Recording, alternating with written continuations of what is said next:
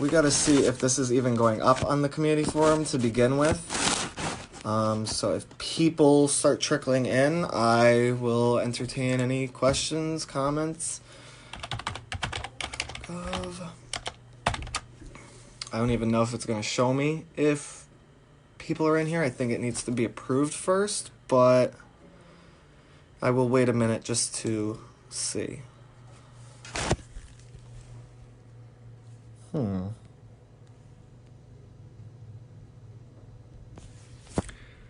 Let's see if that changes anything. Yeah, it's telling me to rotate now.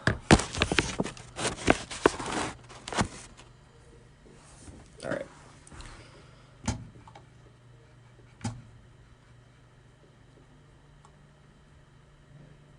I think it usually tells me if I have people, but in the event that people are watching right now and I don't know it, I'm just going to be taking any questions or answering any concerns about the novel coronavirus that is currently affecting the country and the globe in general. The biggest thing right now is that this is an airborne respiratory virus, as many people know. It is transmitted through close contact with people who currently have the virus, and the biggest concern that people have right now is this level of asymptomatic transmission. Asymptomatic transmission essentially means you might not be showing symptoms or having the fever, the cough, the shortness of breath, but you still have the virus somewhere within you, and so that is causing a lot of cases of unknown origin that we've been seeing pop around the country. Symptoms don't necessarily show for anywhere between 2 to 14 days, and I think the average as of right now is 5 to 7 days from when you first come in contact with the virus to when you start showing symptoms. The most common symptoms associated with COVID-19, the first one that you should know is that you are going to feel sick. You're going to feel like something's off. You just know when you're sick, and you'll have this same feeling again. And the next thing that you'll know, which is an indicator for any type of infection going on in your body, is a fever. The fever is the body's automatic response system to an infection, and if you have a fever above 98.6, which is the general baseline for the human temperature, you have a fever, essentially. And then the next thing associated with this virus is the cough. So there really isn't any sneezing that we're noticing with the coronavirus. For the most part, it is a cough.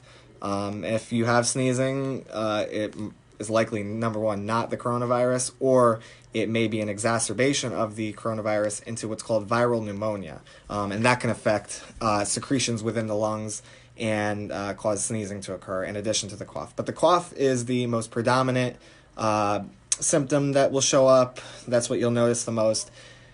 This is when you need to start paying attention to your health if by chance you do come into contact with the novel coronavirus, is if you start to notice any type of shortness of breath. If you're noticing shortness of breath, that's when you should likely go to seek further medical care, because that can be an issue. And so one of the recommendations that is slowly starting to come up is if you are on a supplemental oxygen through a tank system, it may be beneficial to talk with your provider about having extra oxygen on storage over the coming weeks, because there's likely to be a potential shortage in that area. I noticed that we have more people coming in now. Right now, I am answering anybody's questions on the situation with the coronavirus. For those of you that don't know me, my name is Dave Papson. I am one of the Registrar of Voters for the city of Ansonia. I am also a nursing student with Quinnipiac University, and I've just been trying to help out where I can to help coordinate the emergency response to the novel coronavirus.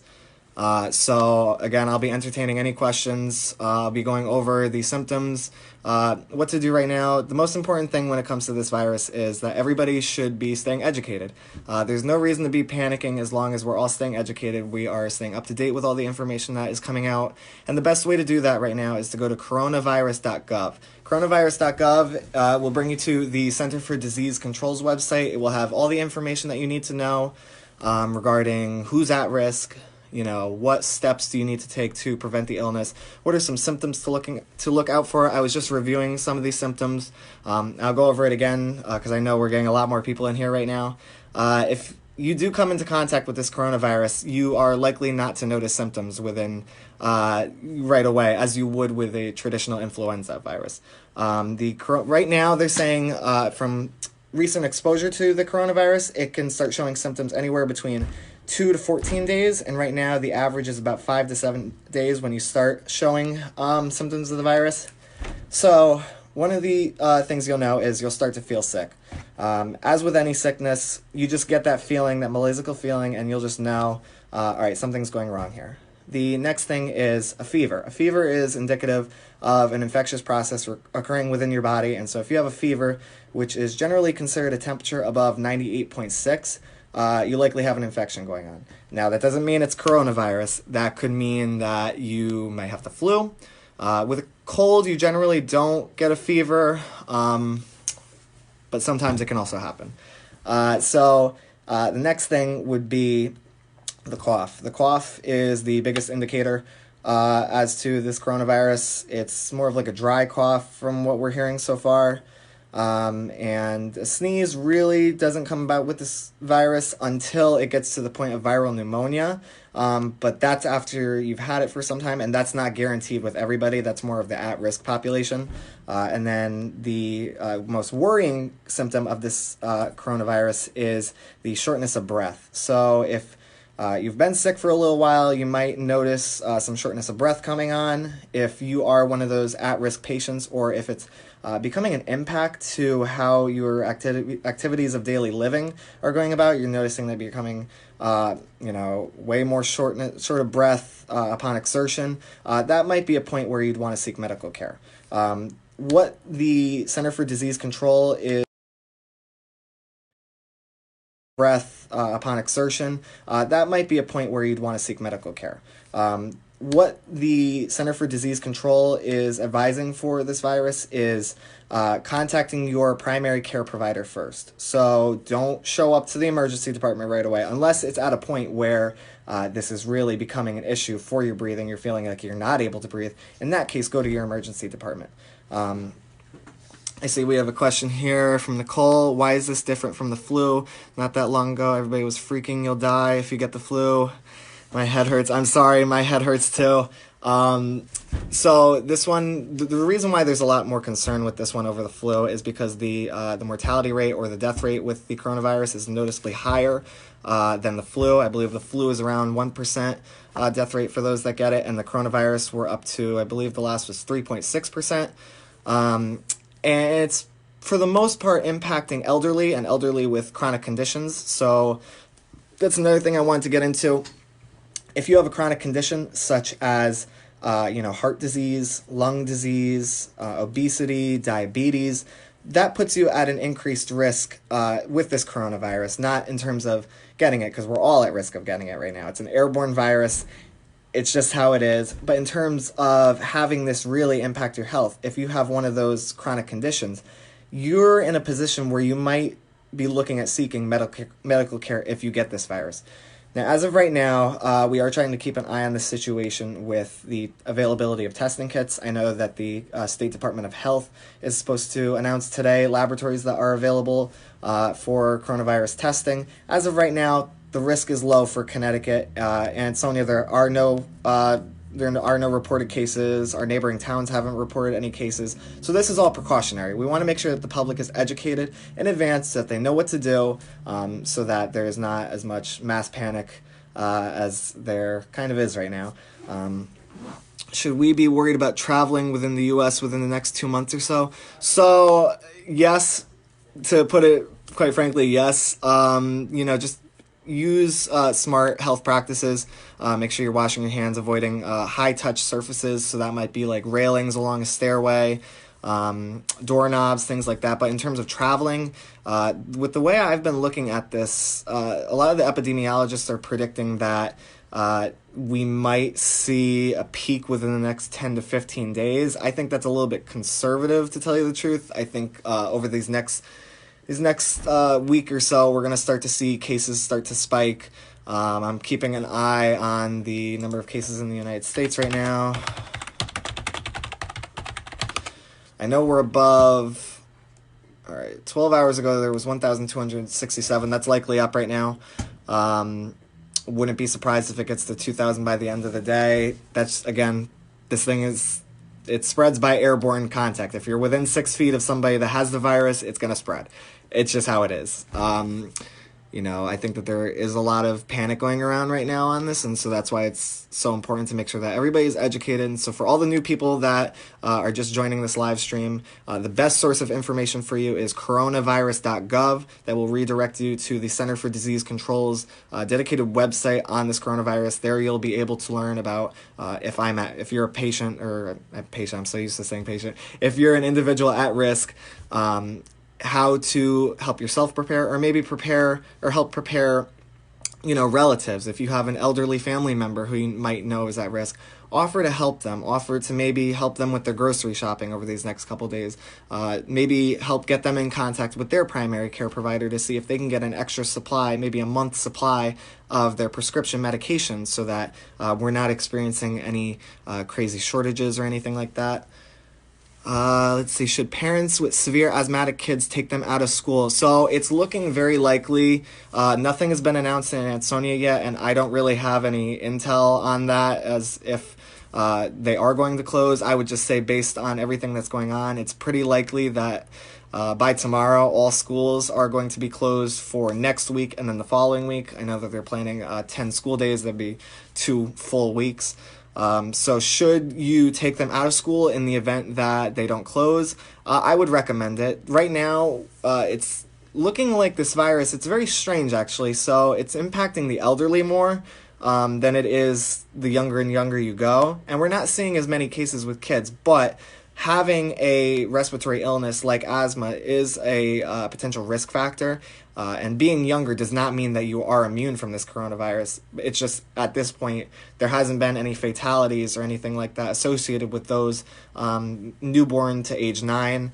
And I believe that the rate of death in adolescents and teens also isn't that elevated. Again, it's more the elderly that we're most concerned about. And the biggest reason why a lot of people are seeing, these institutions close down right now, it's why you're seeing many cities take action on this, is because they want to prevent the spread of this virus to the elderly, to these vulnerable populations.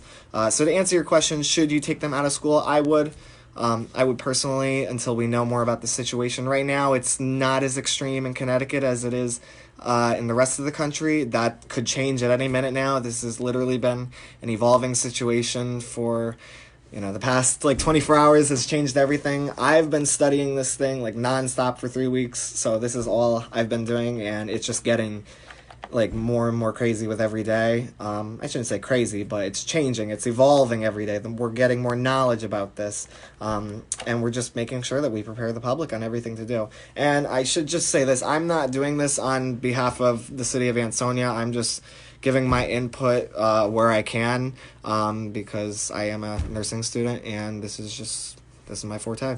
So if anybody else has any questions, please feel free to ask. I'm only going to keep this live stream on for a little bit longer, but I'll make sure that it is still posted to the community forum so that people can come back to rely on it.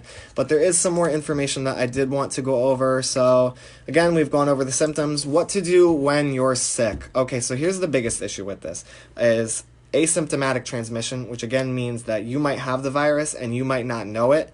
And this is an airborne spread virus, so being within 6 feet of another person, they're saying, is an indicator as to how this virus is spread. Just by breathing around somebody with it, you might end up transmitting it.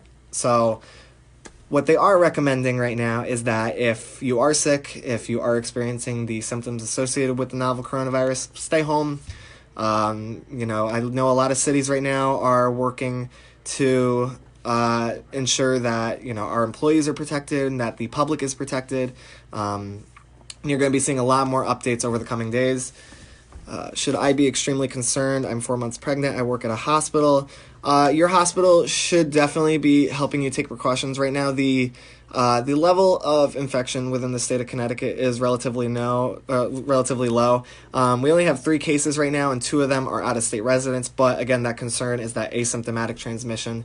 Can it be mass spread just by being around the person who has the virus? And the answer to that is yes.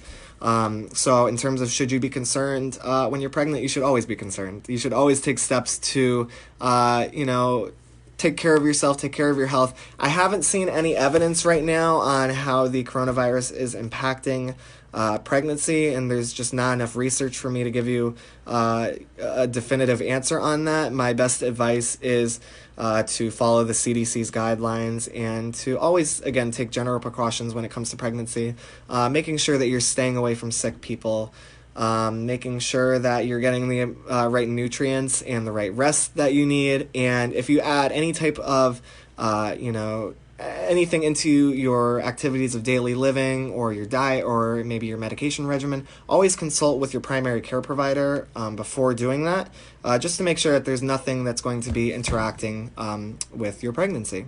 So to answer your question again, I wouldn't be extremely concerned right now. Working at a hospital is at an increased risk, but I would say that your hospital is likely going to put precautions in place for you, and the best thing to do would probably be to consult with your floor manager or your nurse manager or whoever's in charge of the floor that you work on, just to express your concerns and let them know that, again, you are concerned, and if there's anything that they can do for you, they may send you home. It's quite possible.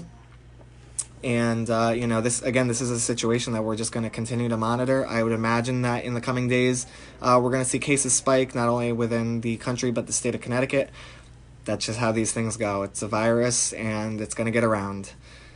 So is Ansonia closing schools? So I do not have any information on that at this point. I know that a letter went out yesterday saying that the Board of Education is planning a potential 10-day suspension, which would be next week and the week after. I don't think that's been set in stone on the letter, but that's essentially what it would be. That's pretty much what everybody's doing right now. I know New Haven just closed for, I think it was 2 weeks. My school's off for the rest of the semester, so I would imagine that Ansonia is likely going to close in the either coming hours or by tomorrow. It just seems like the safe thing to do at this point if we really want to mitigate any potential spread. No more questions. So what else to know? Again, CDC, coronavirus.gov, that's your best source of information. It's the best way to avoid the panic.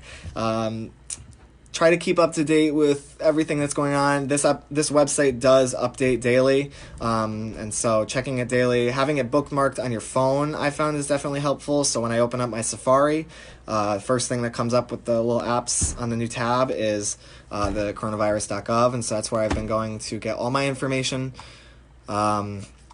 Let's see. Hey, you got it. So again, if by chance you do get sick over this next coming weeks, it's likely that this is going to spread again. Some of us in this chat right now might end up getting it. It's just the way these things work. The best thing you can do is try to protect others, and that's by self-quarantine.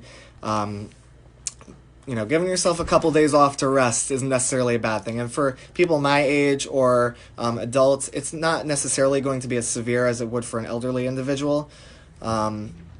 Again, it's really the elderly and those elderly with chronic conditions that we are most concerned about right now, and that's why you're seeing so many of these preventative actions being taken place. You're having the schools closed, you're having different services closed, you're seeing the NBA is suspended for the rest of the season, which you gotta do what you gotta do. You gotta prevent community spread from happening, and I would actually say that the response that we're seeing from a public health perspective is a very appropriate one so far. So I know we got a couple more questions in here. Who is at risk on a deadly level? Okay, so if you are an elderly individual and you have a chronic condition such as heart disease, respiratory disease, obesity, or diabetes, those are the main four increased risk factors for mortality with the coronavirus. It's strangely not affecting children as much as you'd think it would. You'd think that the children and the elderly, the youth and the elderly would be the most immunocompromised potentially to this, but we're seeing that's not really affecting as many young people. And that doesn't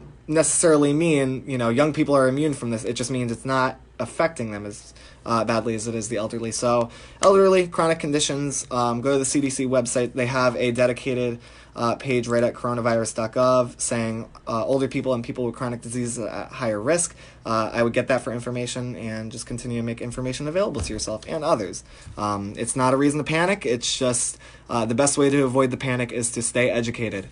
All right, if an infected person with the if you're infected with the virus, what is the duration? So there's a lot that we don't know still, to tell you the truth. What we do know right now is that when you do get the virus, there is a 2 to 14 day window on when you might start experiencing those symptoms. I've heard cases where some people aren't experiencing symptoms at all. That doesn't mean that you don't have the virus. It just means it's having a more mild effect on you. And for others, it might not be so mild. For the average, I believe, is around 5 to 7 days of when you first come into contact with the virus towards when you start experiencing symptoms. This is still, it's a novel coronavirus. This information is all still coming out every day. We're learning more and more about it every day. And so we're just trying to do as much as we can to mitigate this. Are you a nurse now? No, I am a nursing student. I was set to graduate in May. But they just canceled my school, so we're all trying to figure out what's going on now and if we are still graduating in May. But I'm just trying to do what I can to make the information available.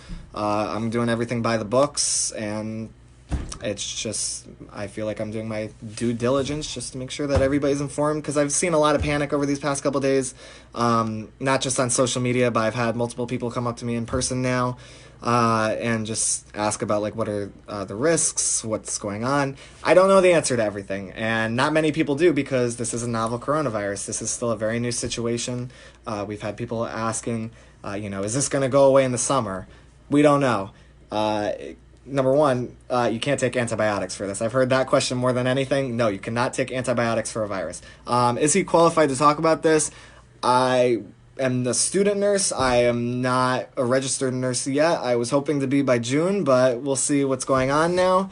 But I'm just doing what I can to let the people know what is going on. I'm a student nurse.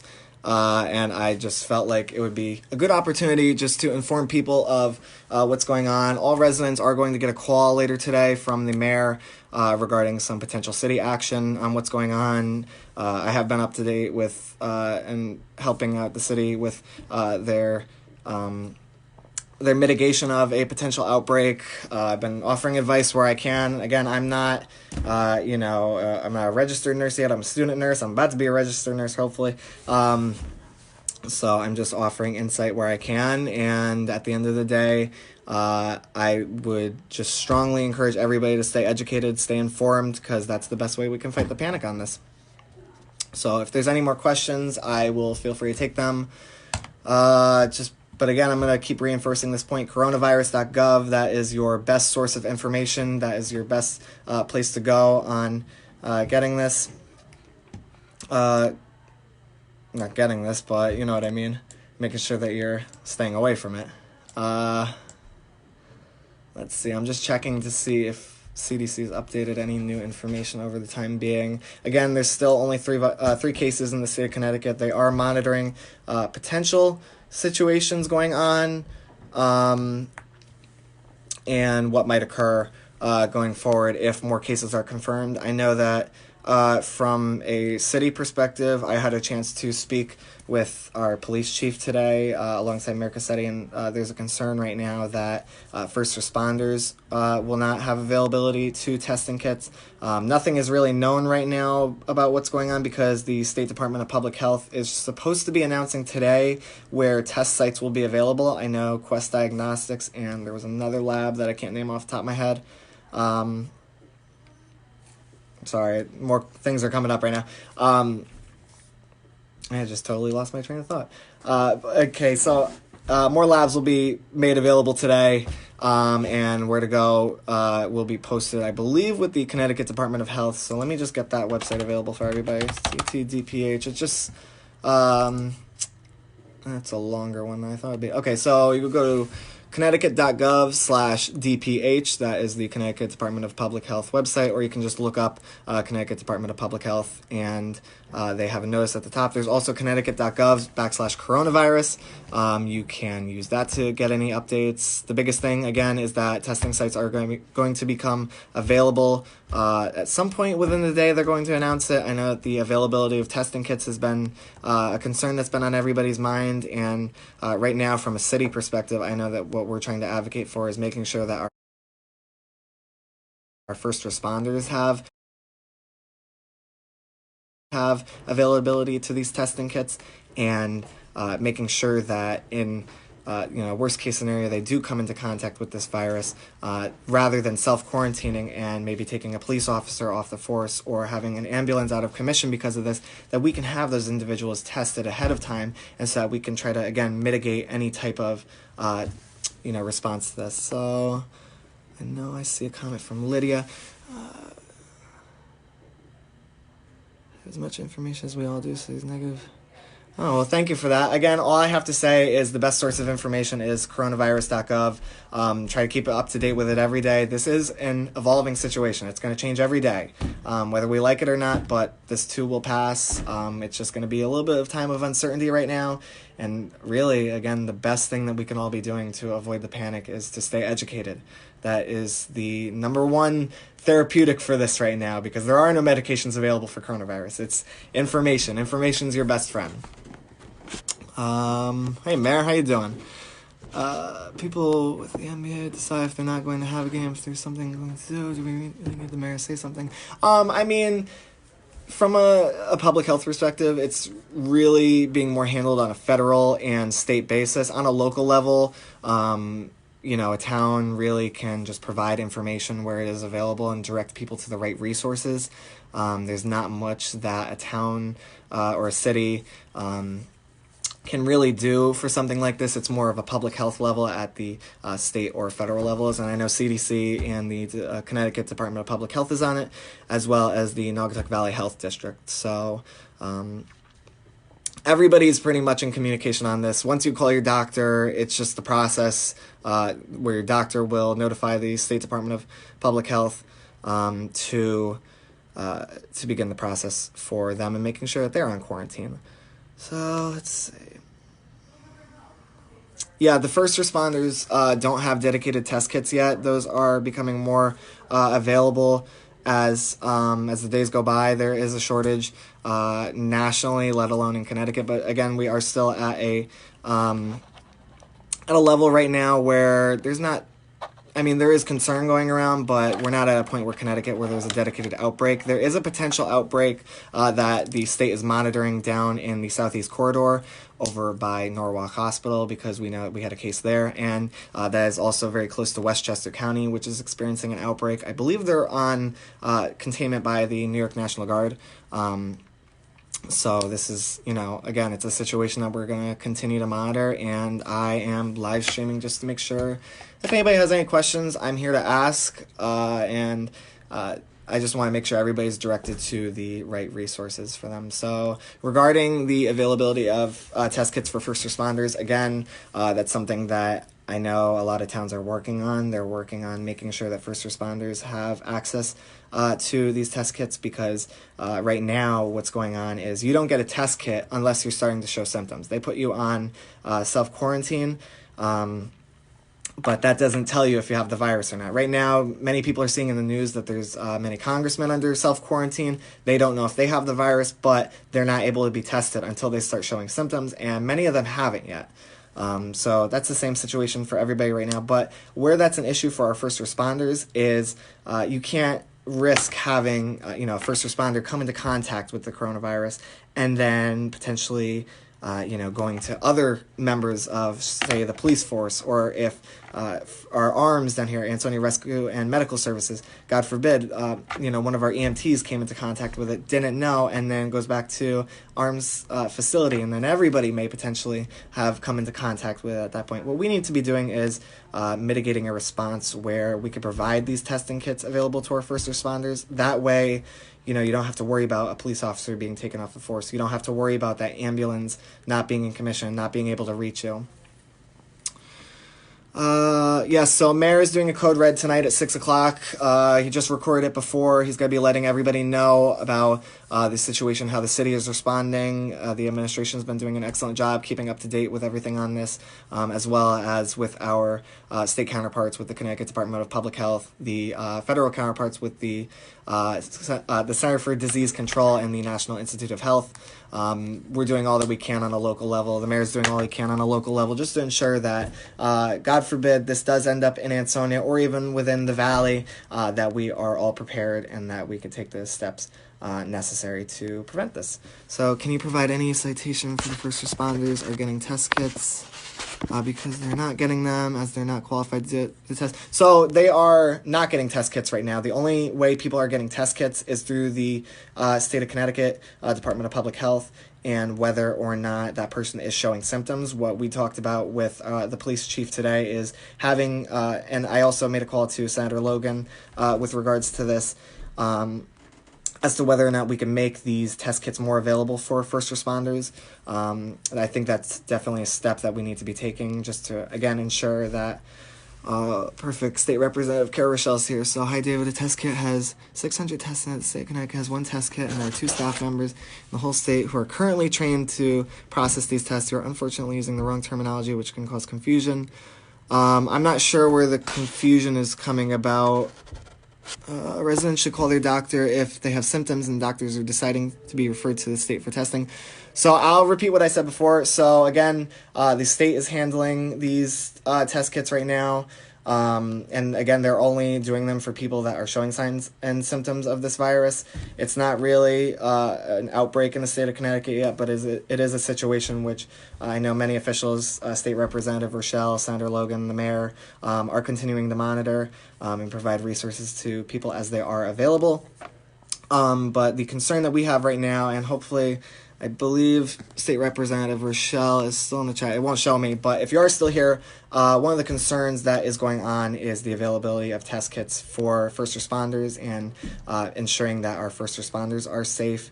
So in the event that they do come into contact with this virus, that there is the availability, the immediate availability for testing kits for them so that we don't have to worry about taking a police officer off of the force or taking EMTs and an ambulance out of commission. I think that needs to be a priority right now, and I know that you guys can only do so much, so only a messenger here. How does a person sign up for Ansonia's Code Red announcements? So that is on the City of Ansonia website. So if you go to cityofansonia.com,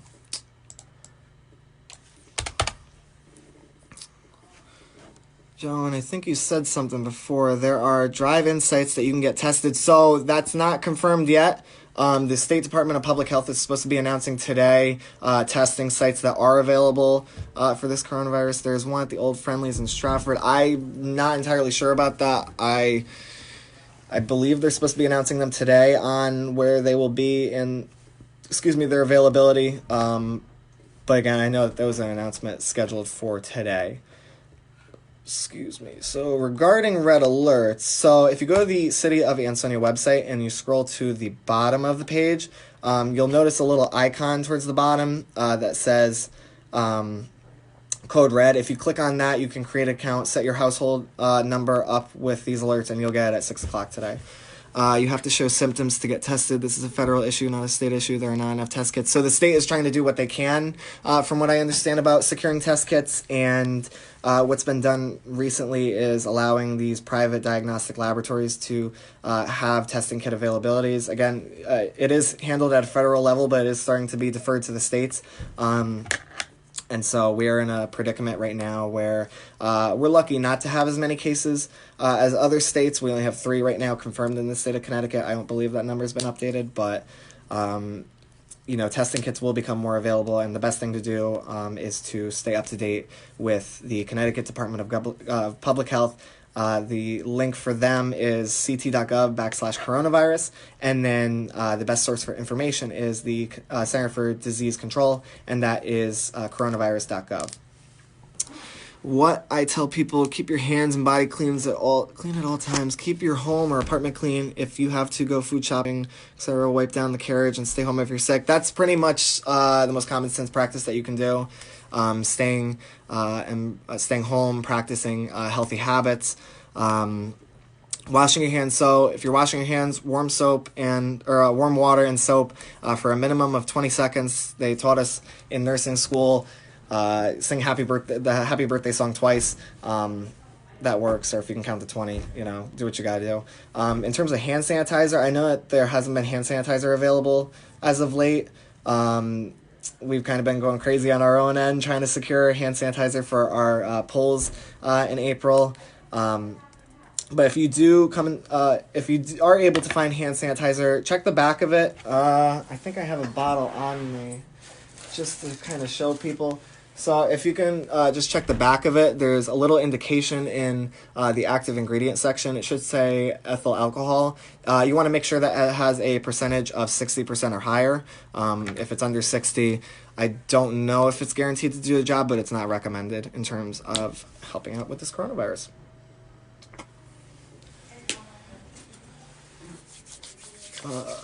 I use rubbing alcohol. I mean, hand sanitizer will get the job done, but if that works, just make sure you're not harming your skin in any way. I really wouldn't recommend using rubbing alcohol as if it was, a hand sanitizer like this. But unfortunately, you might have to do what you got to do. There are a lot of articles going around right now in terms of making your own hand sanitizer. I haven't had the chance to look at them, but they seem pretty reputable right now.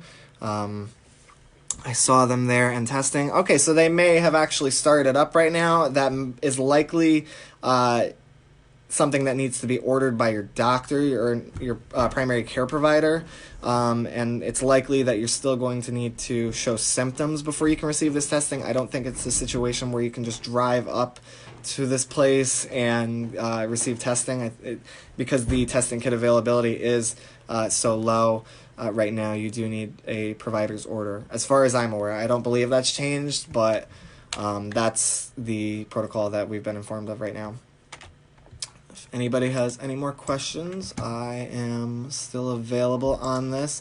If you want to, please feel free to reach out to me on Facebook DM. I'm also on Twitter at David Papson if you have any questions. This is literally all I've been doing for the past 3 weeks, is studying this coronavirus and how it could potentially impact us on a public health level. For anybody that just got in here, I am a nursing student with Quinnipiac University. Kind of mad right now because we don't know if we're going to be graduating on time or not, but we'll see. We want everybody to be safe more than anything. And again, the best place to go for your information is coronavirus.gov or ct.gov/coronavirus.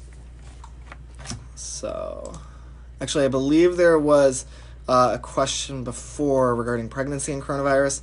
And I did find the link on the CDC's website regarding this, and there is no evidence at this time regarding any increased risk or decreased risk or whatever it might be. There's just not enough information at this time to determine how this coronavirus impacts pregnant women. But obviously, that doesn't mean that you shouldn't do anything about it. Continue to practice safe and healthy habits, eating right, making sure that you are washing your hands, and taking all the precautions that you need, and staying away from people that are sick, because we really don't know how this is going to spread. Oh, also, so there's been a lot of discussion as of late regarding mask usage and whether or not people should use a surgical mask. So here's the deal on that. So this is a virus that's spread by airborne precautions, airborne droplet, and standard precautions, which means having gloves on. And in terms of a mask, they recommend that if you're not sick, that you wear what's called an N95 respirator mask.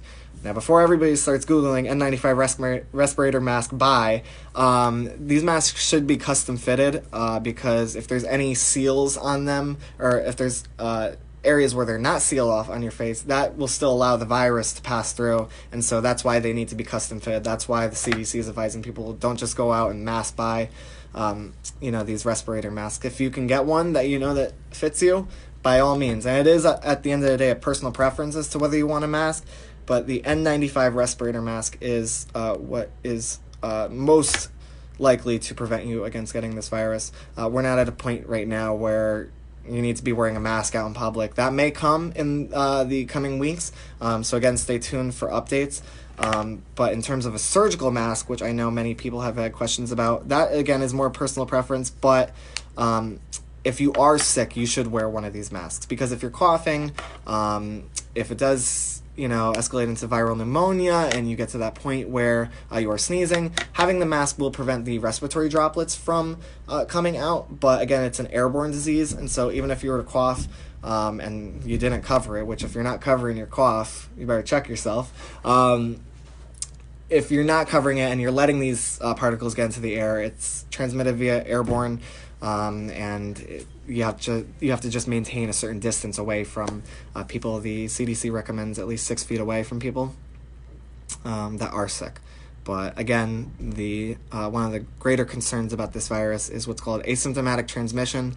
That is when you might have the virus and not even know it, and just by talking around somebody, you might be spreading it. But as of right now, that's looking pretty low. And again, the best thing to do is to stay informed and keep up to date with your health. If you notice any changes, if you notice that you're starting to feel sick, that's a precursor to staying home, taking the day off of work, and just maybe not self-quarantining yet, but understanding that you now have to take further steps with your medical provider.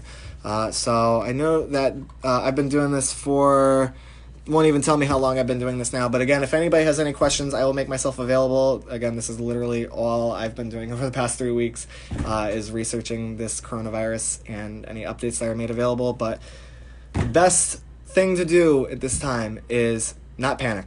It is to stay educated, and it is to stay healthy, and making sure that you are not putting yourself at risk, and by doing that, also not putting others at risk around you. I know I just kind of wiped my eye, which is not a recommended practice, but I will use hand sanitizer, and I'm confident that I'm not at risk right now. So again, coronavirus.gov for all your information, and with regards to testing within the state of Connecticut, the best place to go is ct.gov/coronavirus. Also, stay tuned to your city's social media outlets, whether it be Facebook or whatever your city's on. I think we have a couple people here from outside of Ansonia. Just stay up to date, stay informed, and practice common sense at this time. That's the best thing that you can do. It's a virus. These things spread. It's just how it goes. So just be prepared, and this too will pass. So I'm going to end the live stream. But again, if anybody has any questions, concerns, please feel free to reach out to me. And I will try to direct you in the right area. All right, all. Stay safe out there.